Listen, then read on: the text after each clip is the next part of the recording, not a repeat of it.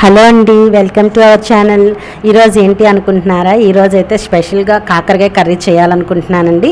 కాకరకాయ కర్రీ అనేసరికి అందరికీ అయ్యో చేదుగా ఉంటుంది, నాకు వద్దు వద్దు అంటారు. కానీ ఈ కాకరకాయ కర్రీ అస్సలు చేదు అన్నదే ఉండదండి. చిన్నపిల్లల నుంచి పెద్దవాళ్ళ వరకు ఇష్టంగా తింటారు. దీనికోసం మనకు కావాల్సినవి అయితే నేనైతే 1/2 kg కాకరకాయల వరకు తీసుకున్నానండి. దాని మధ్యలో ఉన్న బేస్ అనేది ఉంటుంది కదండి, షీడ్స్, ఆ సీడ్స్ అనేవి మనం తీసేయాలండి. అందులో ఉన్న పిక్క మొత్తం తీసేసి ఇలా రౌండ్గా మనం కట్ చేసుకోవాలి. దీనికి మస్ట్ అండ్ షుడ్గా పెరుగు అయితే కావాలండి. పెరుగు పెద్ద ఎక్కువేం అవసరం లేదు, 3-4 స్పూన్స్ వరకు అయితే సరిపోతుంది.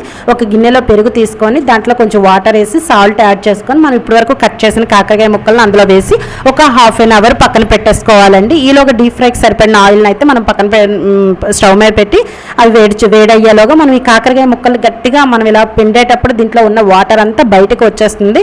తర్వాత మన ఆయిల్ అనేది వేడైపోయింది కాబట్టి ఇందులో కాకరకాయ పీసులు వేసి మనం ఫ్రై చేసుకుంటూ ఉండాలండి. ఇది బాగా ఫ్రై అవ్వాలి. ఎంత క్రిస్పీగా అయితే అంత బాగుంటుందండి. ఇది బాగా నేను ఇప్పటి వరకు కట్ చేసిన కాకరకాయలు అయితే నాకు 2 టైమ్స్కి ఫ్రై చేయడానికి వచ్చాయండి.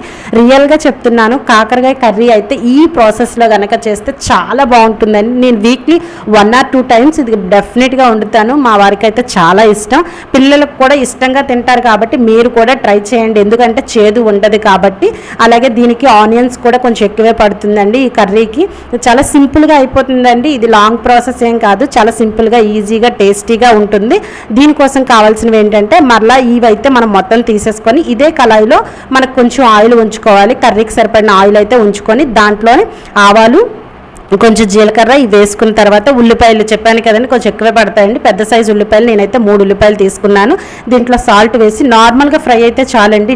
ఆ తర్వాత దీంట్లో 2 పెద్ద టమాటాలు కూడా వేసుకొని అలాగే అల్లం వెల్లుల్లి పేస్ట్ వేసి ఇదంతా బాగా ఫ్రై చేశానండి. ఇది బాగా సాఫ్ట్గా అయితే చాలండి. దీంట్లోనే ఇప్పుడు మనం దీనికి కావాల్సిన కొంచెం పసుపు, కారం ఈ రెండింటిని కూడా యాడ్ చేసుకొని ఇది బాగా ఫ్రై అవ్వనివ్వాలి. ఈ కారం పచ్చివాసన పోయేంత వరకు ఫ్రై అయిన తర్వాత దీంట్లోనే మనం కాకరకాయని ఫ్రై చేసుకొని ఉంచుకున్నాం కదండి, ఆ కాకరకాయలు కూడా వేసేసి ఇది బాగా ఫ్రై అయిన తర్వాత కొంచెం వాటర్ అనేది యాడ్ చేసుకోవాలండి. ఎక్కువేం అవసరం లేదు, చిన్న టీ గ్లాస్తో మనం వాటర్ యాడ్ చేసుకుంటే సరిపోతుందండి.